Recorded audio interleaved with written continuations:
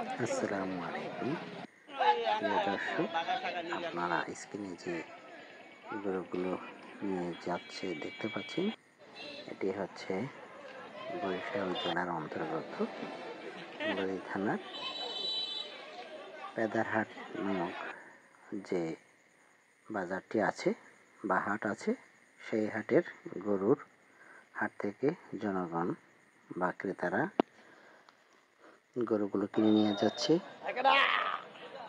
এখানে আজকে অনেক সুন্দর সুন্দর দেশি জাতের এবং কিছু সংকর জাতের পশু উঠেছে, যেগুলো মানুষের ক্রয় ক্ষমতার মধ্যে সীমাবদ্ধ ছিল।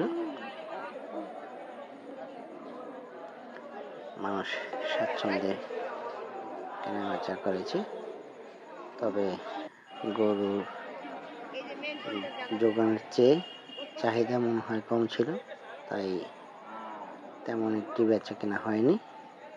আমরা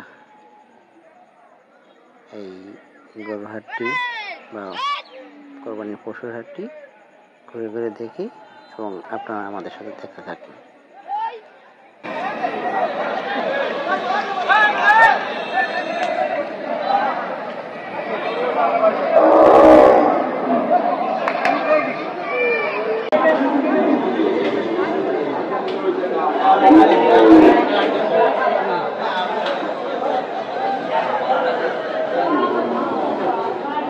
প্রিয় দর্শক, আমরা এসেছি ঐতিহাসিক পেদারহাট গরুর হাটে। এটি পেদারহাট হাই স্কুল মাঠে বসেছে। পেদারহাট সাধারণত সপ্তাহে 4 দিন বসে। সেই হিসেবে এখানে আজকে বুধবার, বৃহস্পতিবার 2 দিন হাটের সময় পাবে। আমাদের সাথে এসেছে ক্ষুদ্র সাকিব আল হাসান, মানে সাকিব হাওলাদার। ওকে আপনারা আরো কিছু ব্লগে দেখেছেন, ও আমার সাথে এসেছে। আমরা ব্লগ ভিডিও করবো এই জন্য।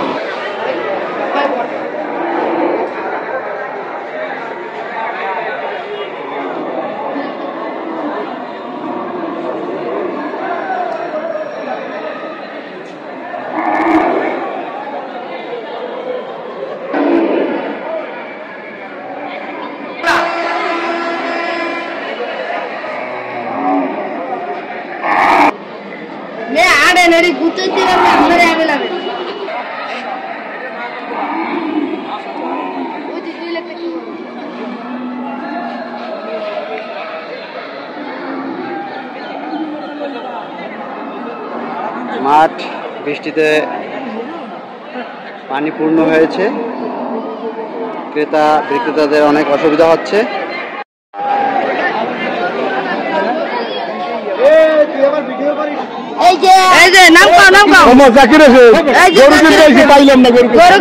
গরু পাই নাই, এই যে সাদা বাবু, এই যে মোহাম্মদ মোল্লা,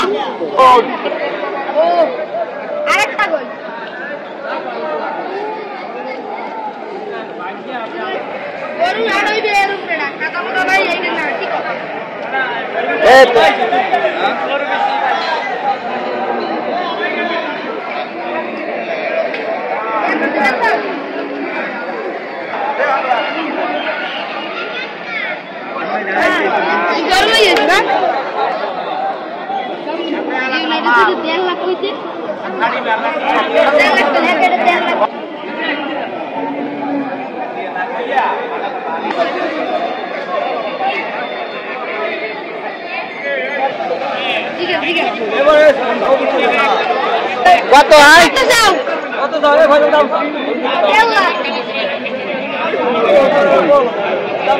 এই গরুটি 1.5 লাখ টাকা বলতেছে।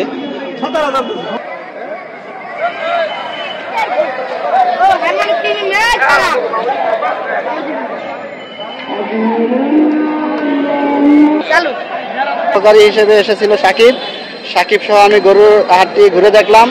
এখন জানবো সাকিবের আসলে অনুভূতি কেমন। তো সাকিব পেদারহাট গরু দেখতে দেখে কোনো মজা পাইলাম না। কেন মজা পাইলে না কেন? না এনে কাদার ভিতরে গরু অতটা উড়ে নাই, বড় গরু নাই। আচ্ছা, যে গরু আছে সব জানবে। গরুর দাম কেমন মনে হইতেছে তোমার?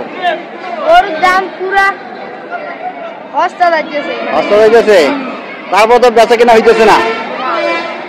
আচ্ছা ঠিক আছে, আমরা আজ এই ব্লগ ক্লোজ করব। তো সাকিব যদি দর্শকদের উদ্দেশ্যে কিছু বলো। দর্শকদের উদ্দেশ্যে বলবো, একটি লাইক, একটি কমেন্ট, একটি শেয়ার করে দেবেন ভিডিওতে। আর বন্ধুরা সাবস্ক্রাইব করে দেবেন। শুনতে পারলেন, আমরা এখনই ব্লগটি ক্লোজ করব। আল্লাহ হাফেজ।